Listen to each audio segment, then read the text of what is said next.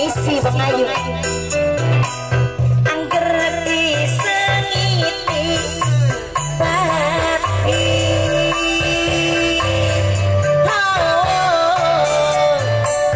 dongnya sayang maman simak aduh mama Assalamualaikum warahmatullahi wabarakatuh. Alhamdulillah tadi kita sudah menyaksikan, sudah panen sendiri ya kelapa pandan wangi. Apa sih yang istimewa dari kelapa ini? Selain kelapa ini tadi ya dikupas dengan cara yang khusus ya, karena memang kalau apa belati atau dengan pisaunya tajam ini bisa terbentuk bagus. Nanti kita akan lihat bentuk-bentuk dari apa kelapa pandan wangi itu ketika dikupas ya, bentuknya bagus gitu. Tapi yang perlu Anda ketahui bahwa kelapa pandan wangi ini kelapa biasa.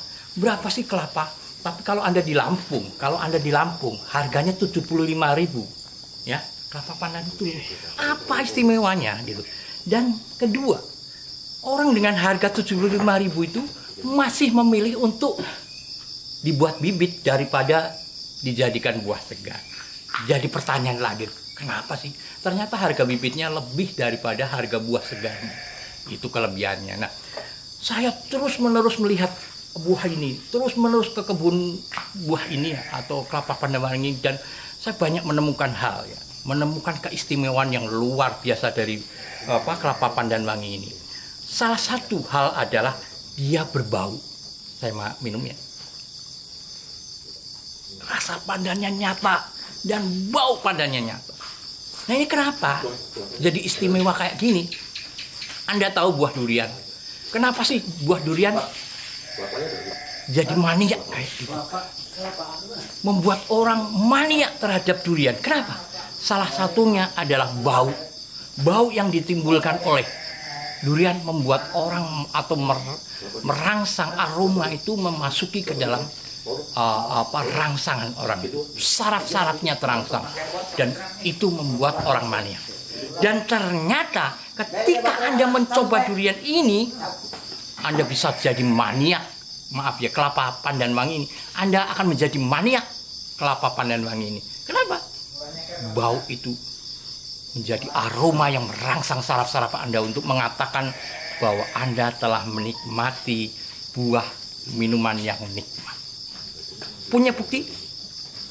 Suatu kali kebun teman saya, Pak Widodo, kecurian kelapa pandan wangi ini. Ini sebagai bukti. Dan ketika dia merasa kehilangan itu, akhirnya di malamnya diniatkan untuk dijaga. Apa yang terjadi? Belum malam, sore sudah diambil lagi sama orang yang sama, cuma nggak ketangkap. Nah, akhirnya orang penasaran. Malamnya dijaga, paginya dengan orang ini jadi tergila-gila terhadap kelapa yang sederhana atau buah kelapa yang dianggap remeh sekali, dan dia menjadi maniak. Kenapa? Bau tadi yang merangsang. Ya, ini kita coba lagi. Benar-benar rasa pandannya luar biasa. Ya, jadi nanti kalau Anda merasakan buahnya, merasakan sesuatu yang lain. Kelapa dengan rasa, dengan bau pandan yang lain. Oke, gitu aja. Nanti kita sambung dengan apa yang telah kita tontonkan tadi, baik dari buahnya, kelapanya, maupun nanti kita bandingkan dengan kelapa kopior yang ada. Oke? Nah, gimana Pak Yusuf rasanya? Aromanya ini loh Pak, aromanya ini kok berbeda ya? Ini benar-benar sesuai namanya, pandan wangi gitu kan. Kelapa muda tapi dan itu yang membuat mania. Itu bikin mania ya. Apalagi kalau maaf ya, matang bener keren. Iya. Rasa pandannya itu ada. Iya. Gila. Nih kelapa. Enggak seperti kelapa kebanyakan. Kalau saya udah beberapa kali memang. Oh udah. Udah. Yang termasuk yang tua gimana Pak? Lebih enak. Ini kan masih cengkir ya. Iya, masih cengkir betul. Masih cengkir sebetulnya kelapa ini bisa kita lihat. Nah ini cengkir. Masih itu dagingnya belum ada dagingnya. Gitu. Kalau kelapa lokal dalam posisi ini biasanya kan kelapa hijau itu ya, sungap merah. Betul. Dipakai buat obat, rasanya asem. Betul. Nah kalau ini walaupun dalam posisi seperti ini masih cengkir, rasanya sudah enak, sudah bisa dinikmati. Itu keistimewaan dia juga ya. Keistimewaan dia ya. Tapi karena saya sudah sering minum yang ada kebunnya Pak, punya kebun atau kan, sering beli. Wih, keren. Sering beli yang sudah ada dagingnya. Kupasan dari Thailand itu yang bentuknya keren itu ya. Memang lebih enak yang sudah ada dagingnya. Wangi pandannya juga kelihatan. Lebih menyengat, kemudian aromanya juga bagus gitu, dan rasanya lebih manis. Betul. Dan ada cerita-cerita lucu, mistis atau apa yang tadi saya ceritakan, jadi membuat maniak karena baunya gitu. Mungkin wanita maniak juga karena baunya. ya. Jadi baunya bener pandan. Dan rasanya juga kayak kita makan daun pandan. Bener. Minum daun pandan gitu. Tapi ini ada ada rasa kelapanya juga masih kental gitu ya. Betul. Masih kuat gitu. Nah kalau yang manis itu Pak, memang bener kelihatan manis seger gitu. Iya. Bau pandannya katanya udah. Bau pandannya lebih bagus kalau yang sudah ada dagingnya. Ini kan masih terlalu kecil ya, masih cengkir. Keren. Tapi oke lah. Kalau saya lebih berharap seperti ini sebetulnya ke kita ya. Kadang-kadang miris. Oh kenapa? Kita punya tanah Indonesia luar biasa luas. Jutaan hektar ya. Tapi untuk produk pertanian seperti kelapa pandan wangi aja kita impor. Terus durian impor dari luar gitu. Dengan banyaknya teman-teman yang mulai menanam dan lain sebagainya, harapannya pasar kita ya kita lah yang menikmati, kita yang jualan petani kita gitu. Kalau bisa kita ekspor ke depan. Ayo sama-sama mulai bertani. Betul. Dulu bertani kan kesannya prospeknya kurang bagus gitu ya. Apalagi di Sumatera kayak hutan Pak ya. Iya. Kayak di hutan kan nggak ada di pupuk, nggak ada di nganu gitu. Kalau nanam sawit kan banyak gitu ya. Tapi kan apalagi saat ini komoditi perkebunan ya, sawit dan karet lagi anjlok Sedang. kan. Betul. Ya coba yang lebih prospek lah. Seperti ini kan, pertanian ini kan lebih prospek sebenarnya. Dan lebih universal gitu, nggak khusus untuk satu produk untuk produksi apa gitu ya. Nah, karena dulu kan image-nya durian ini orang nggak mau tanam karena ketika berbuah nunggu jatuh. Betul, betul. Setelah jatuh dia merekah. Betul, Setelah betul. merekah dia nggak bisa dijual. Dulu seperti itu, makanya durian itu rame-rame orang dari luar itu datang ke Medan. Kenapa? Karena durian kayaknya lebih terkenal adanya di Medan. Betul. Secara eksklusif gitu loh. Apalagi ada orang-orang yang memang memajukan ya kayak Bang Uco gitu ya. Sekarang sudah ada teknologi pertanian, Betul. durian bisa tahan lama, kemudian bisa diekspor, bisa dibawa kemana-mana gitu. Akhirnya ini kan menjadi prospek bagus. Mudah-mudahan ya kita dikata Mudah-mudahan kita bisa swasembada durian, swasembada kelapa. Apalagi kelapa kan bisa multifungsi, nggak ada yang terbuang. Oh iya, macam-macam ya. Kita juga nggak tergantung ke pasar internasional gitu kan, ke harga CPO dunia. Tidak, kita bisa jual di lokalan juga, pasarnya masih terbuka lebar. Betul, bahkan Intinya bisa perspektif lah. ya seperti ada produk olahannya juga. kilo 500.000. Itu kan luar biasa itu. Karena langka itu ya Pak ya, durian langka. Insya Allah kemudian, itulah. jadi Ya. mahal. Gitu Ya, Pak. harapannya Ya. itulah. Terima Ayo, kasih mari Pak Yusuf, bertani. Pak Anu. Iya. Monggo dinikmati Sudah aja. menanam kelapa pandan wangi. Nggih. Luar biasa, prospektif, enak.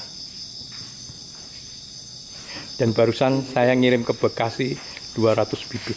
Wih, luar biasa. Ntar ke Medan, Pak. Nanti lihat videonya ini, melihat bagaimana 200 itu ada dikirim ke Bekasi. Iya. Jadi di sebuah desa yang agak terpencil, tapi ada orang-orang yang attention-nya atau perhatiannya terhadap buah-buah yang super itu memang harus. Karena kita ini selama ini kan ya pokoknya buah gitu aja. Harapannya ke pemerintah juga nih, mulai Harus ada peran ya, harus ada peran. ya paling berperan. nggak infrastruktur bagian pemerintah lah. Tapi sekarang kan petaninya masih oke nih, belum terkendala dengan pemasaran. Tapi ke depan mungkin kalau semuanya udah terlalu banyak ya cobalah diekspor gitu kan. Oh gitu, itu makasih, Dina, keren-keren. Ya, Itu sih memang harus harapan. saling mendukungnya. Dan buktinya juga produk Thailand dengan dukungan pemerintah ya yang sampai sampai maksimal gitu. Buah itu jadi produk yang nggak ecek-ecek gitu ya. Iya benar. Nah, ini bibit kita ya, bibit nangka kelapa pandan wangi yang sudah sampai di Bekasi. Yang ketinggian 1 meter ini mampu di situasi panas di Bekasi ini. Ya, semoga dia hidup dan semoga dia menjadi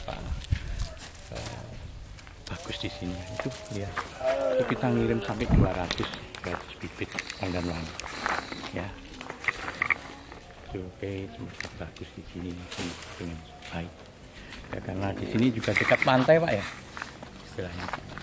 Ya, paling tidak ini memberi berkah bagi warga sini, mengembangkan kelapa yang memang unggulan. Ya, terima kasih. Sekarang ini kita akan mencoba kelapa yang lain ya. Kemarin kita mencoba kelapa pandan wangi dan kita menyaksikan sendiri bagaimana bapak-bapak di komunitas kita menikmati kelapa pandan wangi, baik rasanya, baik baunya yang membuat orang menjadi mania, ya artinya orang menjadi suka. Dan benar-benar rasa pandan itu ada di dalam kelapa pandan wangi, dan kita akan membandingkan dengan kelapa kopior. Lihat, keren kan? Jadi kelapa kopior itu kelapa yang ya kopior ya, artinya dia akan muntel kayak gini, dan enaknya dia nggak sekeras kalau kelapa itu, tapi lembut kayak kopior ya. Enak. Jadi kita istilahnya cuma nganu aja enak. Aku coba ya Mas, dalam ini ya, lihat nih, kopiornya keren ya. Enak. Masih benar lain ya. Jadi ini ibaratnya kelapa yang nggak usah dikerok, sudah ngerok sendiri, dan lucunya lembut, lembut. Jadi kalau kita remas pakai mulut kita tuh nggak usah pakai gigi segala, udah enak. Enak benar. Nah, bibit kelapa kopior bisa diciptakan dari apa? Kelapa kopior, indukan kelapa kopior, tapi kemungkinannya cuma berapa puluh persen, misalnya bisa 30% gitu. Ada makan yang di bawah itu 20%, jadi nggak bisa 100% kopior semua. Ada upaya-upaya itu, misalnya di sekitar Tangerang itu dibikin kayak di sekitar kelapanya itu dibikin ijuk atau ditaruh ijuk di akarnya itu, sekitar akarnya itu dengan jarak 1 atau 2 meter gitu ya. Nah, dikeliling gitu, dan itu katanya bisa merubah kelapa yang tadinya 30% menjadi 100%. Nah, kita terus terang saya belum mencoba itu, tapi ini kabar yang ya sedikit valid lah, tapi nggak bisa saya karena saya sendiri juga belum mencobanya. Nah, kedua, kalau ingin yang bibit itu 100% atau 90% kelapa kopior, jelas pakai teknologi ya. Dan teknologi itu adalah teknologi kultur jaringan atau kaji atau kuljar kalau orang. Nah, dengan kultur jaringan itu maka dijamin 100% sampai 99%. Nah, karena kultur jaringan itu berbiaya sangat mahal dengan alat yang mahal, tentunya hanya dinas tertentu atau lembaga tertentu yang dibiayai pemerintah biasanya atau swasta besar yang bisa melakukan kultur jaringan ya. Jadi saya minta maaf kalau ada pembibit yang bisa kuljar dalam arti kuljar sendiri ya tidak mengambil bibit dari IPB misalnya, itu saya kok kurang yakin karena itu bukan kuljar tapi cuma sekedar menetaskan kayak tunas atau dimasukkan ke dalam sebuah tabu yang berisi larutan makanan, tapi itu bukan kuljar. Kan kuljar itu rumit dan harus punya pengetahuan khusus ya, artinya memang dipelajari secara khusus di universitas. Jadi gitu, dan sekali lagi saya ingin mencoba dan memang benar-benar nikmat. Nggak aneh kalau kelapa kopior itu memasukkan nikmatan surgawi itu, benar-benar. Lihat, saya minum anunya.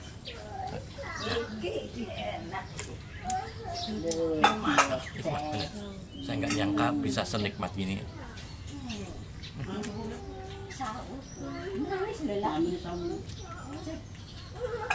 Cuma meremas pakai tunggal mulut ya, udah pecah.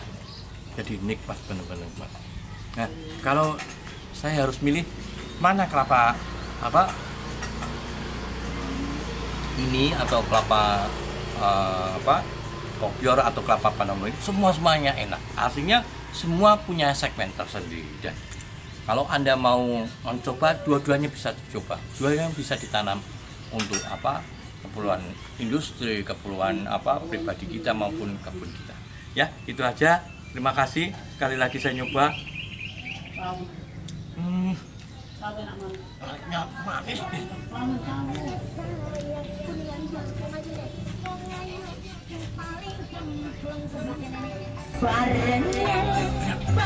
Terima kasih. Akhirul kalam. Wassalamualaikum warahmatullahi wabarakatuh.